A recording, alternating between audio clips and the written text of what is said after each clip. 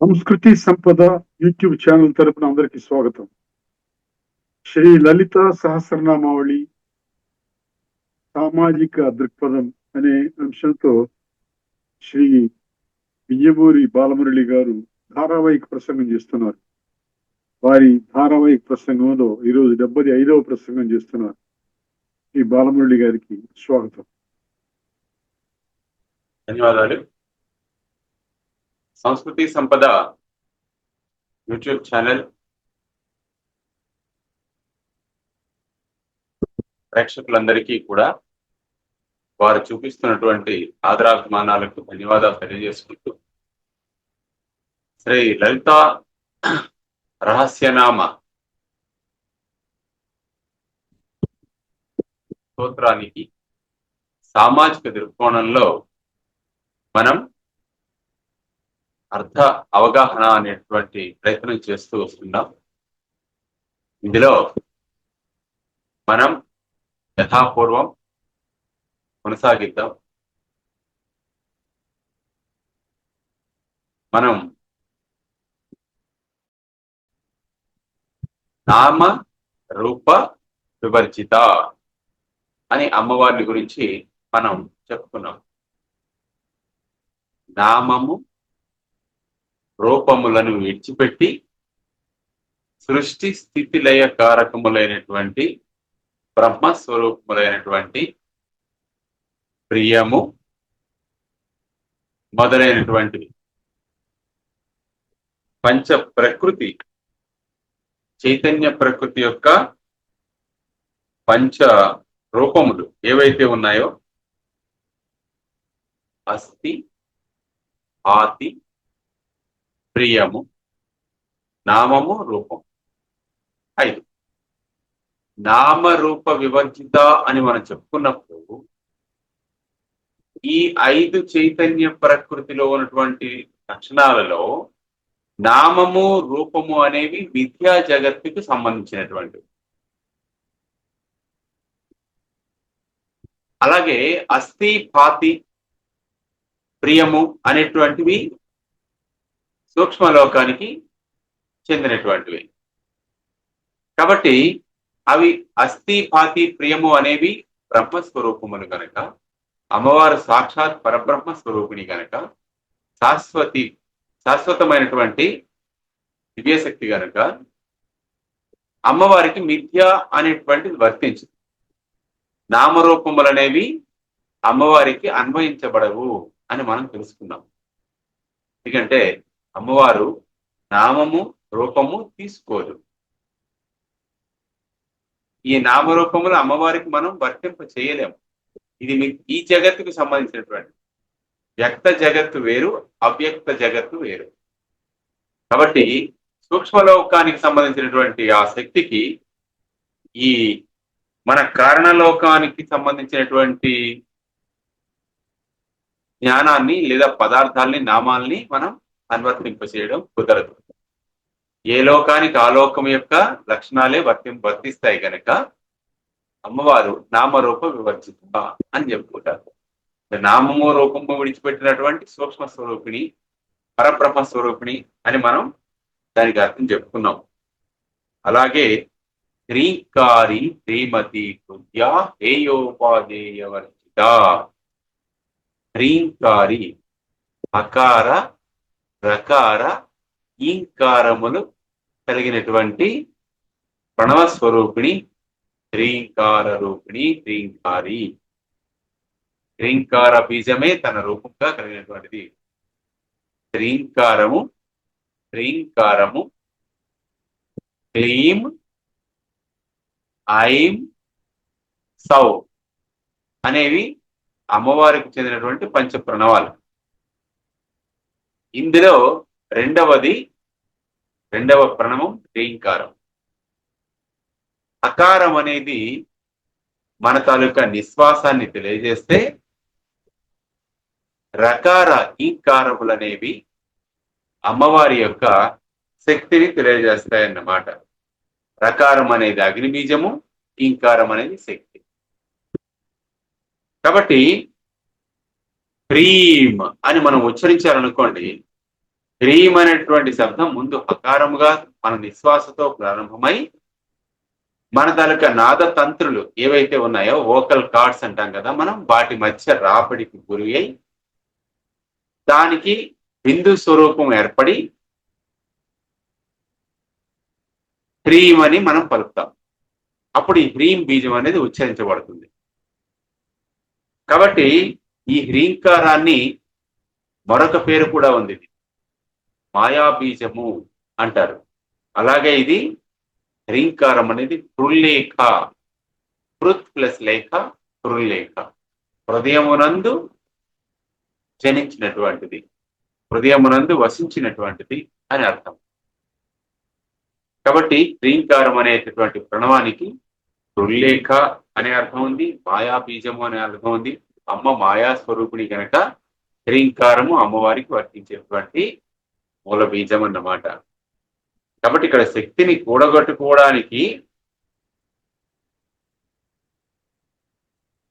విశ్వాన్ని సృష్టించడానికి హకారము రకారము అవసరం. కాబట్టి శక్తి బీజం ఈం అనేది ఉంటేనే ఈ సృష్టి అనేది జరుగుతుంది అన్నమాట. అది మనం ఇక్కడ అర్థం చేసుకోవాలి. ఏ పదమైనా ఉచ్చరించి వ్యక్తం అవ్వాలంటే హకార రకార ఈకారాలతో కూడా హ్రీంకార సహకారం అవసరం. పదాన్ని మనం ఉచ్చరించాలి, లేదా మన నోటి నుంచి ఒక పదం బయటికి వెలువడాలి అంటే హ్రీంకారం అనేది అవసరం. హరి హర బ్రహ్మ ముగ్గురిలో ఎవరు ఉచ్చారణలో వ్యక్తం అవ్వాలన్నా హ్రీంకారం అనేది అవసరం. సో నిశ్వాసము హకారము, రా అనేది అగ్నిబీజము, ఈ అనేది శక్తి. కాబట్టి ఈ మూడిటితో కూడినటువంటి హ్రీం అనేది అవసరం. శంకరాచార్యుల వారు సౌందర్యలహరిలో కూడా చెప్తారు ఏమిటంటే, అతస్వాం ఆరాధ్యాం హరిహర విరించాదివిరపి, అపి అండంలో వాళ్ళు కూడా, అంటే వాళ్ళతో పాటు మిగతా సకల దేవతలు అమ్మవారిని ధ్యానిస్తున్నారు. హరిహర విరించాదపి, హరి అంటే విష్ణువు, హర అంటే శివుడు, విరించి అంటే బ్రహ్మ. సో బ్రహ్మ విష్ణు మహేశ్వరులే పూజించేటువంటి తల్లి. అపిహి అంటే మిగతా దేవతలు కూడా బ్రహ్మ విష్ణు మహేశ్వరులే పూజిస్తున్నారంటే మిగతా దేవతలు వారి యొక్క అంగదేవతలు, వారి యొక్క ప్రత్యంగ దేవతలు వాళ్ళు పూజించడంలో పెద్ద విశేషం ఏమున్నది. కాబట్టి అలాంటి వాళ్ళ చేత పూజింపబడేది కనుక హ్రీంకార బీజంలో ఇన్ని తత్వాలు ఉన్నాయన్నమాట. అంతేకాకుండా హకార రకార ఈకారములు వరుసగా స్థూల సూక్ష్మ కారణ దేహాలని సూచిస్తాయి. హకారము స్థూల దేహాన్ని, రకారము సూక్ష్మ దేహాన్ని, ఈకారము కారణ దేహాన్ని సూచిస్తాయి.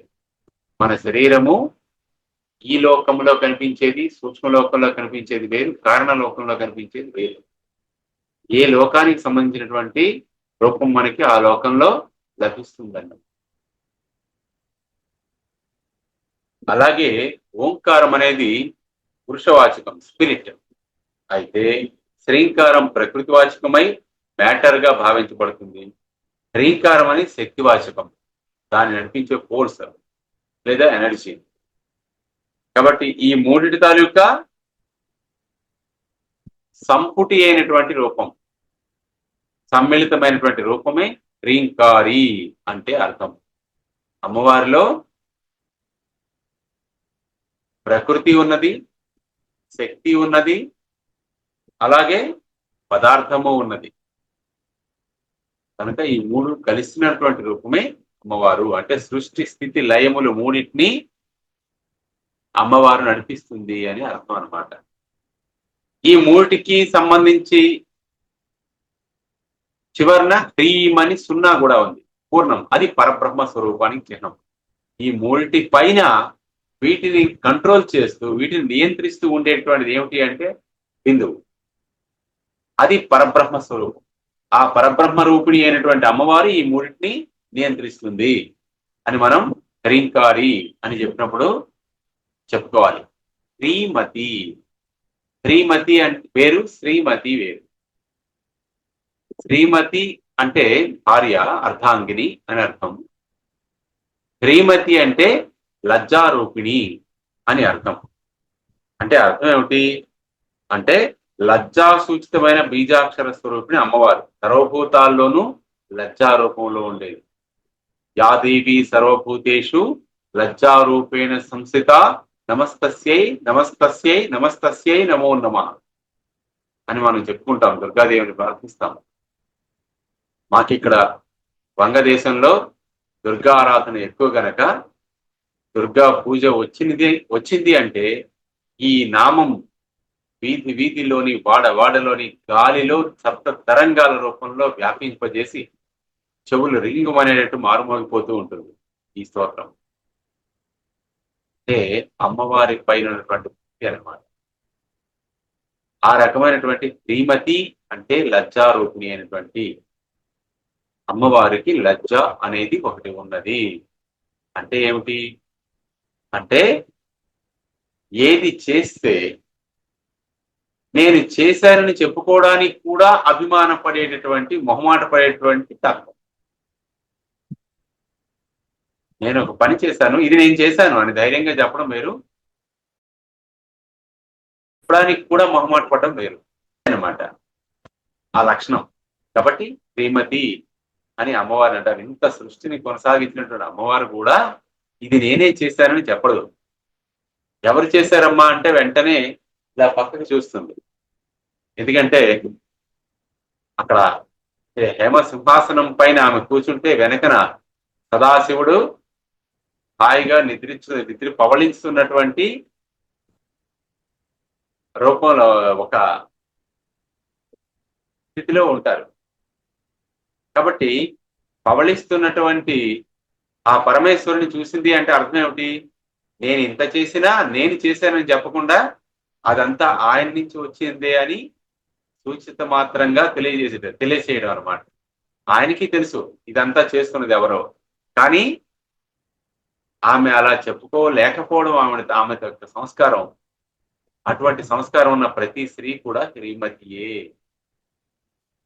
సో అలాంటి సంస్కారం ఉన్న ప్రతి శ్రీమతి శ్రీమతియే అని మనం చెప్పుకోవాలన్నమాట. తాను ఎంత పని చేసినా సరే ఇది నా వల్ల అయినది కాదు, మా వాళ్ళందరూ కలిపి చేయడం వల్ల అయింది అని మనం చెప్పుకుంటాం కదా. It is a leadership quality. నాయకత్వ లక్షణాల్లో ఇది ఒక ముఖ్యమైన లక్షణం. ఓటమిని తనదిగా స్వీకరిస్తూ విజయాలని తన వారివిగా అందించేటువంటి మహోన్నతుడు ఎవడైతే ఉంటాడో వాడు నిజమైనటువంటి నాయకుడు. ఆ నాయకుడి యొక్క మాటని శిరోధార్యంగా అతనితో ఉన్నటువంటి వాళ్ళందరూ కూడా, సహచరులందరూ కూడా భావిస్తారు. ఎందుకు అంటే అంతటి గొప్ప ఔదార్యము, అంతటి గొప్ప ఉదారమైనటువంటి నాయకత్వ లక్షణం కలిగి ఉండడం అన్నమాట. కాబట్టి అటువంటి లక్షణాలు కలిగి ఉన్నది కాబట్టి తల్లి ఆమె మొత్తం ఈ ప్రపంచానికి విశ్వానికి నడిపించేటువంటి నాయకి కాబట్టి శ్రీ మహారాజ్ని కనుక ఆమెకి నాయకత్వ లక్షణం లేకపోవడం ఏంటి? ఆమె శ్రీమతి కూడా ఎంత అధికారం ఉన్నా మనకి ఆ అధికారంతో నేనే చేశాననేటువంటి భావన మనలోనికి రానివ్వకుండా ఇదంతా మా అందరి యొక్క, నా సహచరుల యొక్క సహకారంతో నేను నిర్వహించగలిగానని చెప్పుకోవడం శ్రీమతి అనే లక్షణం, లీడర్షిప్ క్వాలిటీ. నేనే చేశాను అంటే అహంకారం వస్తుంది. మేమందరము వీరందరి యొక్క సహకారంతో నేను చేశాను అంటే అక్కడ ఆ చెప్పడంలో మన యొక్క గౌరవం, మన యొక్క మర్యాద, మన యొక్క స్థాయి మరింత పెరుగుతుంది అన్నమాట. కాబట్టి ఈరోజు ప్రతి నారీ కూడా అనేకమైనటువంటి సంస్థల్లో గురుతరమైనటువంటి బాధ్యతలు నిర్వహిస్తున్నారు. సో అలాంటి వారందరికీ కూడా ఈ నామాన్ని ఒక్కసారి ధ్యానిస్తే ఏ విధంగా ఉండాలో, లలితా సహస్రనామాన్ని అవగాహన చేసుకుంటే మంచి లీడర్షిప్ ఎలా ఉంటుందో, ఒక నాయకి ఎలా ఉండాలో తెలుస్తుంది, ఒక నాయకుడు ఎలా ఉండాలో తెలుస్తుంది, ఎలా ఉండకూడదో కూడా తెలుస్తుంది. అదన్నమాట లక్షణం. లజ్జాసూచితమైన బీజాక్షర స్వరూపిణి శ్రీమతి అని మనం చెప్పుకోవాలి. అన్ని భూతాల్లోని లజ్జా రూపంలో ఉన్నటువంటి యాదేవి సర్వభూతేషు లజ్జారూపేణ సంస్థిత. నమస్తస్యై నమస్తస్యై నమస్తస్యై నమో నమః. ఈ నామాన్ని మళ్ళీ ఎందుకు చెప్పుకుంటామంటే తప్పనిసరిగా మనం ఈ విధంగా అమ్మవారిని ఆరాధించాలి అని. తర్వాత హృద్య, ఇందాకేమన్నాం, హ్రీం బీజానికి హ్రీంకారి అని మనం చెప్పుకున్నాం కదా. హ్రీంకారం అనేది హృదయానికి సంబంధించినటువంటి.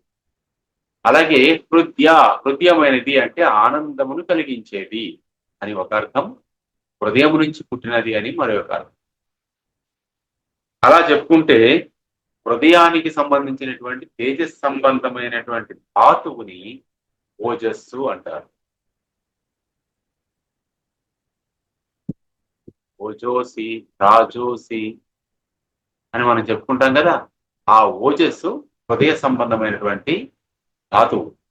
అది శరీరం లేని జీవునికి శరీరం ధరించాలనేటటువంటి కోరిక ఉంటే ఆ కోరిక ఒక దంపతి హృదయాల్లో ఓజస్సులాగా ప్రారంభమవుతుంది. శరీరం లేనటువంటి జీవి శరీరం ధరించాలనే కోరికని గాని సంకల్పించుకుంటే ఆ సంకల్పంతో దంపతి అంటే ఇక్కడ ఒకరనుకోకూడదు, భార్యాభర్తలు ఇరువురు, దంపతులు అన్న దంపతి అన్న ఒకటే, బహువచనంలోనే తీసుకోవాలి. కాబట్టి వారిరువురిలోని ఆ రకమైనటువంటి కోరిక కలుగుతుంది. కలగడం వలన ఇక్కడ పుడదాం అనే అభిలాషలాగా గర్భంలో వ్యక్తమవుతుంది. అటుపైన అదే ఓజస్సు పుట్టినవాడి హృదయంలో తేనె బొట్టులాగా మరణం వరకు ఉండిపోతుంది. ఆ ఓజస్సే ప్రతి వ్యక్తి హృదయంలోనూ ఒక తీపి అనుభూతికి కారణమవుతుంది. అదన్నమాట. అటువంటి తీపి అనుభూతి ఆ ఓజో రూపంలో ఉన్నటువంటి అమ్మవారే హృద్య అని మనం చెప్పుకుంటాం. అంతేకాదు, హృద్య అంటే మనకి మునుల యొక్క హృదయమునందు నివసించున్నది అని కూడా మనం చెప్పుకోవచ్చు. ఎలాగా అంటే హృదిభవ హృద్య ముని హృన్నివాసిని రమణీయావా అని దీనికి అర్థం చెప్తారు. అంటే హృదిభవ హృద్య, హృదయము నుంచి భవ పుట్టినటువంటిది హృద్య. మన హృదయంలో ఎవరు పుట్టారు? అమ్మవారు. చిదగ్నికుంట సంభూత అనే నామాన్ని కూడా ఇది సూచిస్తుంది. చిత్తం అనే అగ్నికుండంలోంచి పుట్టింది. చిత్తము వేరు, హృదయము వేరు. మళ్ళీ ఇక్కడ ప్రతి పదానికి కూడా వేరు వేరు అర్థాలు ఉన్నాయి. కాబట్టి మన హృదయం అనేటువంటి స్థానం ఏదైతే ఉందో అక్కడ నుంచి పుట్టినటువంటిది హృది భవతి హృదయ. అంతేకాదు, ముని హృన్నివాసిని, ముని హృత్ నివాసిని, మునుల యొక్క హృదయమునందు నివసించే తల్లి ఎవరు? శ్రీమాత లలితాంబిక, లలితా పరాభట్టారిక, మహాకామేశ మహిషి అయినటువంటి ఆ పరమేశ్వరి దేవి. అంతేకాకుండా రమణీయవా, రమణీయమైనది అంటే ఆనందాన్ని కలిగించేది. ఎలాంటి ఆనందాన్ని కలిగిస్తోంది అమ్మవారు? ఇది హృదయమునందు పుట్టినది కనుక హృదయమైనది. హృదయం నుంచి పుట్టేది కాబట్టి రమ్యంగా ఉంటుంది. అంటే మనకి ఎంతో తీపి అనుభవాన్ని ఇస్తుంది అనమాట. అందుకు రమ్య. రమ్య రాజీవలోచన మనం చెప్పుకుంటాం కదా, అలా రమ్యమైనది. అంటే ఎప్పుడు ఎంతసేపు కూడా ఇంకా కావాలనిపించేటటువంటి అనుభూతిని ఇచ్చేది, అది రమ్యం.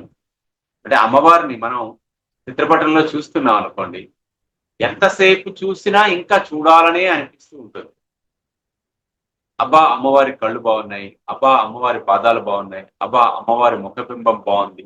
ఇలా మనం చూస్తూ ఉంటే అమ్మ యొక్క ప్రతి రూపము, ప్రతి సౌష్ఠవము, ప్రతి ఒక్క అంగ ప్రత్యంగము కూడా ఆకర్షణీయంగానే ఉంటుంది. ఎందుకంటే సాక్షాత్ ఆకర్షణ స్వరూపిణి, ఈంకార స్వరూపిణి. అదే కదా మనం చెప్పుకున్నాం, తిరుమల వెంకటేశ్వర స్వామిలో అమ్మవారిని కూడా దర్శించవచ్చు అని శంకరాచార్యులు వారు చెప్పినట్లు. కాబట్టి ఆ ఆకర్షణ శక్తి అమ్మవారిలో ఉంది కాబట్టి ఆమె రమ్య, హృద్య. ఈ రెండు పదాలు సమానార్థక పదాలుగా మనం గ్రహించవచ్చు. కొంత అర్థభేదం చిన్నది ఉన్నదిగా, కానీ రెండు కూడా ఆనందాన్ని ప్రసాదించేవి అనేటువంటి అర్థంలో మనం దాన్ని గ్రహించవచ్చు అన్నమాట. అందువలన ధ్యేయ ఉపాధేయ వర్జిత, ఇలాంటి ఆనందాన్ని కలిగించి హృదయం నుంచి పుట్టినటువంటిది, లేదా మునుల మానసాల్లో హృదయాలలో నివసించేటటువంటిది అయినటువంటి అమ్మవారు. అందుకే మనకి త్యాగరాజ కీర్తన ఉంది, మానస సంచరవే బ్రహ్మణి మానస సంచరవే. బ్రహ్మణి మానస సంచరవే ఎవరు? సాక్షాత్తు ఆ లలితా పరాభట్టారు. కాబట్టి చిదగ్నికుండ సంభూత హృదయం నుంచి పుట్టినటువంటిది అమ్మవారు. మానస సంచార, నా మానసములో ఉన్నటువంటిది. కాబట్టి ఈ మానస సంచారి అయినటువంటి అమ్మవారే మన సంకల్పములకు, మన ఆలోచనలకు కారణభూతురాలైనటువంటిది అని మనం చెప్పుకోవాలి. కాబట్టి మన ఆలోచనలు పరిశుద్ధముగా మనం చేసుకున్నప్పుడు, మన సంకల్పములు లోక కళ్యాణానికి మనం తీసుకున్నప్పుడు, లోక కళ్యాణ హేతువులైనటువంటి సంకల్పములను మనం సంకల్పించినప్పుడు, సాక్షాత్తు ప్రకృతి రూపిణి అయినటువంటి అమ్మవారు, ఈ పంచభూతాత్మకమైనటువంటి అమ్మవారు మనకి అన్ని విధములుగాను మనం ఆశించినటువంటి అకారణమైనటువంటి సహకారాన్ని ఊహించినంత అధికమైనటువంటి స్థాయిలో మనకి అందిస్తూ మన ముందుకు నడిపిస్తుంది. మనం ఊహించాం అలాంటి మనకి సమర్థన అనేది లభిస్తుంది. అంటే ప్రకృతి తోడై నడుస్తుందన్నమాట. ఎప్పుడు మన సంకల్పం శుద్ధమై మన లక్ష్యం అనేది లోక కళ్యాణార్థమైనప్పుడు కదా. పరోపకారార్థం ఇదం శరీరం అంటాం కదా. ఈ శరీరం దేనికోసం ఉన్నది అంటే పరోపకారార్థం. కాబట్టి పరోపకారార్థం మనం చేసేటువంటి ప్రతి సంకల్పము కూడా అమ్మవారి ప్రణాళికలో భాగమై ఆమె మన సంకల్పంలో ఉండి మనల్ని నడిపిస్తూ ఉంటుంది. మన వాక్కుల ద్వారా ఎదుటి వారి మీద ప్రభావం చూపిస్తూ వారిని మనకి సమర్థకులుగా, సహాయకులుగా ప్రవర్తింపజేస్తుందన్నమాట. ఇంతటి ప్రణాళిక అమ్మవారు ఎదురుగా ఉండి నిర్వహిస్తుంది, మన హృదయంలో ఉండి నిర్వహిస్తుంది. అలాంటి అమ్మవారి తాలూకా లక్షణం ఏమిటండి అంటే ధ్యేయ ఉపాధేయ వర్జిత. ధ్యేయోపాధేయ వర్జిత అని కలిపి చదవాలి. వాటిని విడదీసి చదవకూడదు. ధ్యేయోపాధేయ వర్జిత అని చదవకూడదు. ఏమిటంటే నిషేధము లేనిది లేదా ప్రవృత్తి నివృత్తులు లేనిది, విడవదగినది స్వీకరింపదగినది అనేటువంటి రెండూ లేనిది. ధ్యేయము అంటే విడవదగినది, ఉపాధేయము అంటే స్వీకరింపదగినది. అమ్మవారికి విడిచిపెట్టవలసినటువంటిది కానీ గ్రహించవలసినది కానీ ఈ జగత్తులో ఏమీ లేదు. ఎందుకంటే ఈ జగత్తు మొత్తాన్ని సృష్టించినది ఆమె. ఈ జగత్తంతా ఆమెలోనే ఉన్నది. ఇంక అందులో విడిచిపెట్టడానికి తీసుకోవడానికి ఏమున్నది? మనకు కావలసినది ఇంకెక్కడైనా ఉంది అనిపిస్తే కదా అప్పుడు మనకు అది లేదు కాబట్టి తీసుకోవాలనిపిస్తుంది. అంతా ఆమెలోనే ఉన్నప్పుడు, ఆమెయే అయి ఉన్నప్పుడు ఈ విడిచిపెట్టడం, తీసుకోవడం, హేయము, ఉపాధేయము అంటూ ఈ గుణాలు, ఈ లక్షణాలు అసలు అమ్మవారికి వర్తించవన్నమాట. కాబట్టి హేయోపాధేయ వర్జిత. ఆవిడ హృదయంలో ఉంటూ తనకి ఎటువంటి కోరికలు లేకుండా నిర్గుణురాలై మనలో ఉన్నటువంటి మంచి సంకల్పాలకి సమర్థిస్తూ వాటిని ముందుకు నడిపిస్తూ మనని ఈ జన్మలో సార్థకమైనటువంటి జీవితం గడపడానికి సహాయం చేస్తూ ఉంటుందన్నమాట. కాబట్టి జన్మ సార్థకత రావాలి అంటే మన మనస్సు శుద్ధి కావాలి. మనస్సు శుద్ధి అయినప్పుడు సంకల్పం శుద్ధి ఏర్పడుతుంది. సంకల్ప శుద్ధి ఏర్పడినప్పుడు వాక్ శుద్ధి ఏర్పడుతుంది. అలాంటి వాక్ శుద్ధి ఏర్పడినటువంటి వాళ్ళనే యోగులు అంటారు.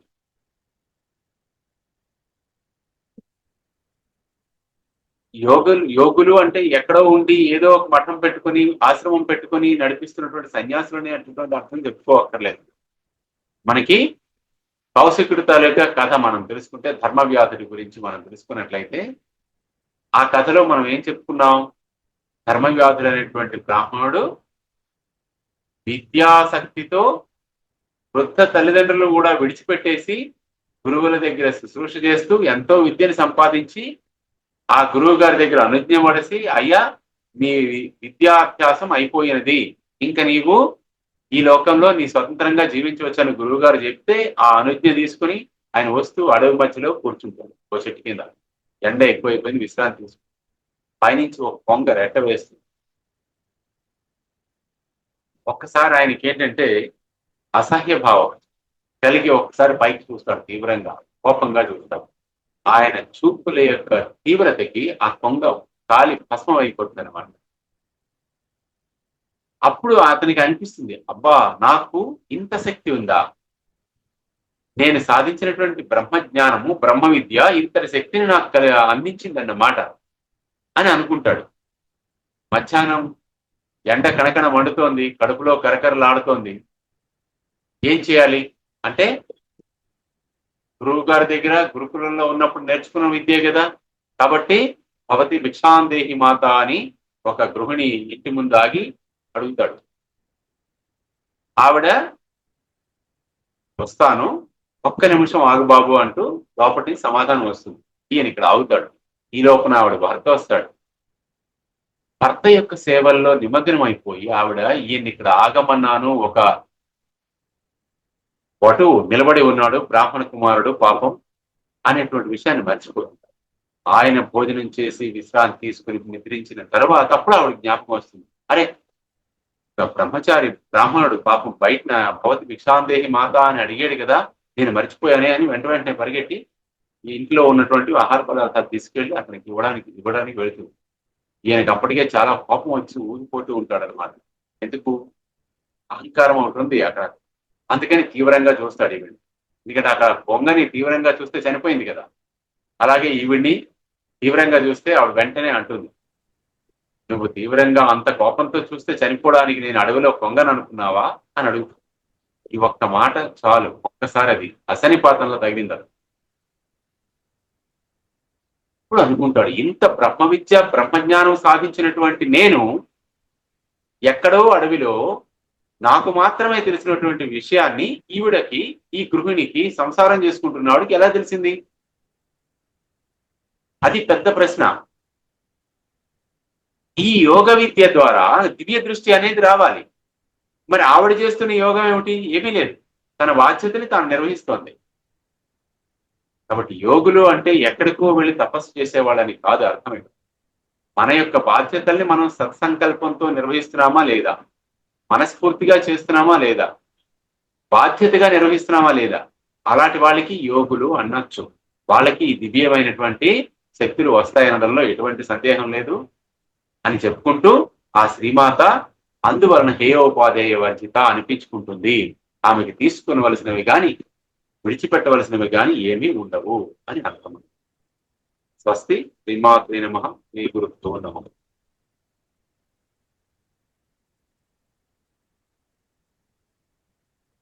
శ్రీ లలిత సహస్రనామావళి సామాజిక దృక్పథం శీర్షికలో ధారావాహిక ప్రసంగం చేసిన శ్రీ బాలమురళి గారికి ధన్యవాదాలు. ధన్యవాదాలు.